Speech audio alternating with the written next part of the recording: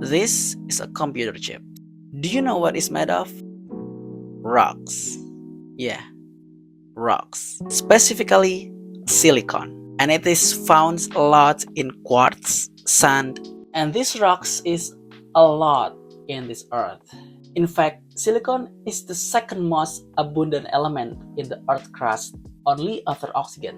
It is makes up around 27% of the earth crust. So I'm going to tell you about the journey from rocks to a technology that become a backbone to the current human civilization, the computer. I'm gonna tell you this story, bro. This is insane. So to create a chip, first pick up the rocks, quartz. But it is not actually a silicon.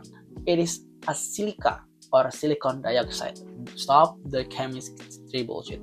You need to purify it into the pure silicon. How to do it? You burn that thing with carbon in a furnace in a really high temperature, and then you get the metallurgical grade silicon, which is around 98 to 99% pure. But that's ain't enough for a chip. You need electronic grade silicon, which is 99.99999% pure. So how to get that? You need to do it with another chemical process, one of them called cement process. And then from that you get the polysilicon. You need to grow a single crystal ingot, which is basically a huge chunk of pure silicon. Slice that ingot into wafers. Wafers is just like a thin plate of the silicon, and this is the canvas, like where the manufacturers draw transistors. But here's the thing.